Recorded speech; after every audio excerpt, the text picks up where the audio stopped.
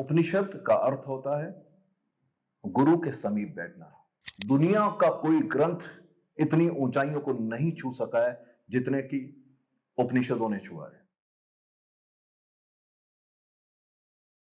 जब मैंने उपनिषदों को पढ़ना प्रारंभ किया तो मैं आश्चर्यचकित हुआ कि मैं उपनिषद को पढ़ रहा हूं या उपनिषद मुझे पढ़ रहे हैं। आश्चर्य की बात यह है कि मैं यहां अभी इसी वक्त मौजूद हूं और उपनिषद को लिखे तो हजारों हजारों साल हो चुके हैं। फिर यह कैसे संभव है कि इतने हजारों हजारों साल के बाद भी मुझे उन्होंने पढ़ लिया? यकीन मानिए, जब आप भी उपनिषद पढ़ना प्रारंभ करेंगे तो आपको भी यह महसूस होगा कि इससे पहले कि आप उपनिषदों को पढ़ें, उपनिषद आपको पढ़ चुके हैं। मुझे लगता है उपनिषद भारत की आत्मा है। मुझे लगता है उपनिषद हिंदुत्व का गौरव है। और मुझे ऐसा भी लगता है कि दुनिया का कोई ग्रंथ इतनी ऊंचाइयां नहीं पा सका है जितना कि उपनिषदों ने पाई है। उपनिषद मुझे इतना जानते हैं, इतना जानते हैं, इतने गहरे से जानते हैं कि जितना मैं भी अपने आप को नहीं जानता। जब मैंने उसको पढ़ना प्रारंभ किया तो मैंने देखा वो चाहे बात तन की हो, मन की हो, आत्मा की हो, शरीर की हो, वासना की हो, काम की हो या राम की हो, मेरे भीतर एक एक घटना जिस तरह से घट रही है आज अभी इसी वक्त, उसका उपनिषद को जैसे पता था। दैट इज वाई मैंने यह कहने की कोशिश की कि उपनिषद इंसान के भीतर बेहद गहरे में उतरे हैं और बेहद गहरे में उतरे इसलिए वो बहुत शीर्ष पे भी गए हैं।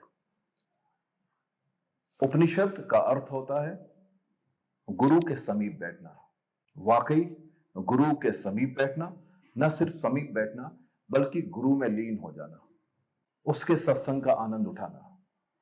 गुरु कुछ हो गया है, उसने मौन को साध लिया है, वो जानते जानते जानते जानते उस जगह पे पहुंच लिया है जहां पे खुद को जान लिया जाता है और वो जान लिया जाता है जिसको कि जानने के बाद कुछ भी जानने को नहीं बचता है। और गुरु की महिमा इतनी अपरंपार है कि अब वो जो उसके सामने कुछ शिष्य बैठे हैं उनको भी वो जानवा सकता है। गुरु मौन के द्वारा अपने स्वभाव से परिचित हो रहा है। उसके समीप जो शिष्य बैठे हैं वो मन का अतिक्रमण कर गए हैं, वो भी मौन के द्वारा गुरु के समक्ष मौजूद हैं और दोनों के बीच में संवाद चल रहा है। ध्यान रहे, संवाद सिर्फ गुरु और शिष्य में हो सकता है, बाकी सारे रिश्तों में सिर्फ बहस होती है, संवाद तो होता ही नहीं। तो गुरु उस जगह पे पहुंच गया है, इतनी पिक जगह पे पहुंच गया है। और उपनिषद यदि गुरु के मुख से निकलते हैं तो गुरु ने बोलने से पहले अपने होने को कुछ मजबूत बनाया है। जैसे गौतम बुद्ध जंगल चले गए, वो चाहते तो लाइब्रेरी में भी जा सकते थे, लेकिन वो पहले अवेयरनेस के द्वारा अपने होने को मजबूत बना देना चाहते थे। गुरु कुछ हो गया है, उस होने से वचन निकल रहे हैं और गुरु होते होते होते होते उस जगह पे आ गया है जहां उसके मुख से उद्घोष निकलता है कि अहम ब्रह्मास्मि, मैं ही परमात्मा हूं।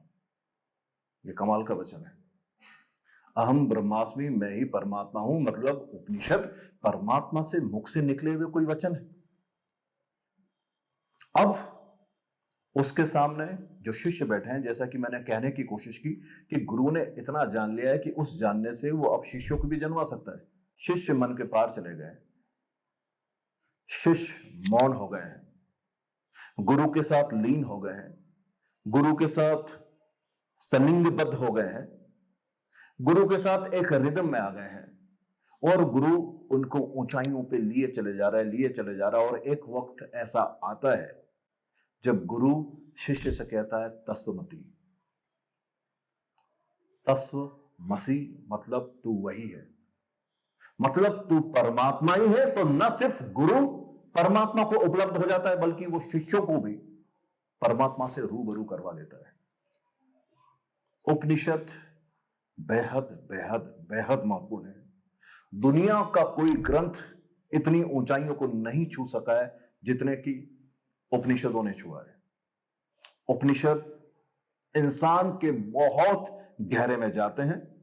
दैट इज वाई मैंने ये कहने की कोशिश की है कि वो भारत की आत्मा है, भारत का गौरव है। बड़ा दुर्भाग्य यह रहा कि उपनिषद सिर्फ हिंदुओं तक सीमित रहे।